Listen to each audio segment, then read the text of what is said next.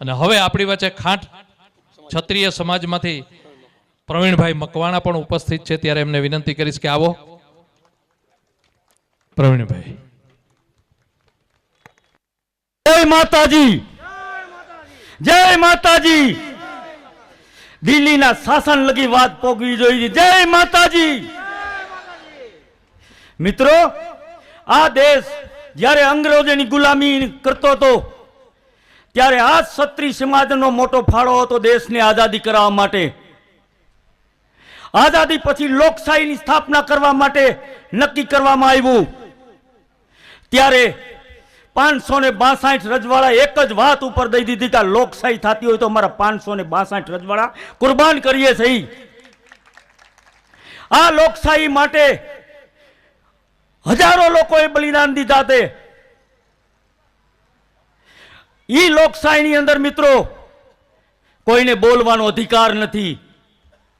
કોઈ ઉકારો કરે સત્તાની સામે તો બોલવાનો અધિકાર નથી. એના નેતાઓને જેમ ફાવે એમ બોલવાની છૂટ, એને કોઈ રોકવા વાળું નથી. આ પહેલી વાર એવું થયું છે મિત્રો કે ક્ષત્રિય સમાજનો ઇતિહાસ ભૂંસવા માંગવા વાળાઓને આ ક્ષત્રિય સમાજ કોઈ દી માફ નહીં કરે.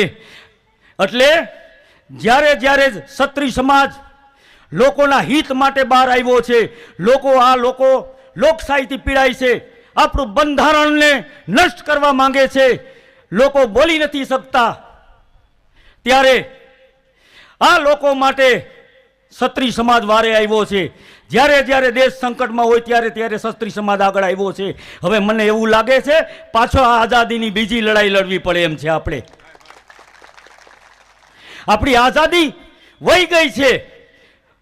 કાલે જ ભાઈ આવતા હતા દિલ્હીથી, તો મને 6 વાગ્યાની અંદર પોલીસ બંદોબસ્તમાં રાખી દીધો ઘેરે. એ કે પોલીસ સ્ટેશને આવો. મેં કહ્યું હું ઘેરે જ રહીશ, પોલીસ સ્ટેશને નહીં આવું.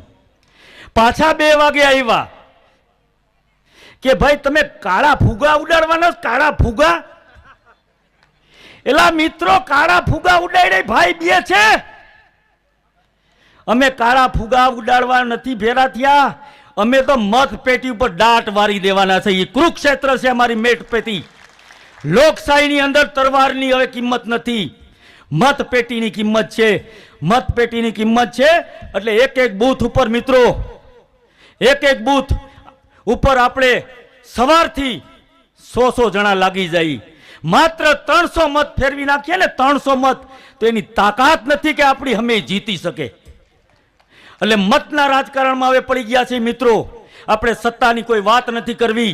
આપણે અન્યાય, લોકોને અન્યાય કર્યો છે. આપણે જે બંધારણ બનાવ્યું હતું એ બંધારણને પૂરું કરવા માંગે છે, ક્ષત્રિયોના ઇતિહાસને પૂરો કરવા માંગે છે. એટલે આ જાગૃત થયા છે, તે બદલ ખૂબ ખૂબ આભાર. ભારત માતા કી જય. વંદે માતરમ.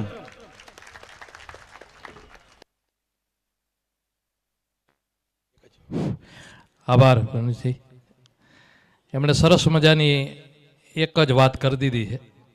ઇતિહાસ લખાઈ ગયા છે, ઇતિહાસ રચાઈ ગયા છે, ઇતિહાસ વાગોડી લીધા છે. આપણે ઇતિહાસ આપણે જાણીએ છીએ, લડાઈ પણ આપણે જાણીએ છીએ. 75 વર્ષથી સુધી આપણે કાંઈ એવી લડાઈ લડવાનો મોકો નહોતો મળ્યો. આ બીજી આઝાદીની લડાઈ છે. એક જ વાક્યમાં સરસ મજાનું એને કહી દીધું છે કે લડવું છે આઝાદીની આ બીજી લડાઈ છે. એટલે આપણી લડાઈ બીજી છે. અને આપણી વચ્ચે પૂર્વીય સમાજ પણ ક્ષત્રિય સમાજ છે.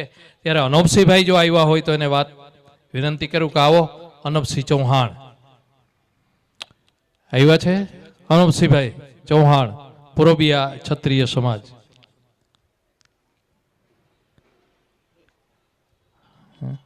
હાજી. અને હવે આપણે અંત તરફ જઈએ છીએ, આજના સંમેલનના અંત તરફ. ત્યારે 2 તેજાબી વક્તા આપણી વચ્ચે છે. ત્યારે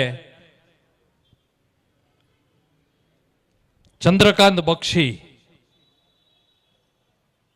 સાહેબ, એક વાત કરી દઉં.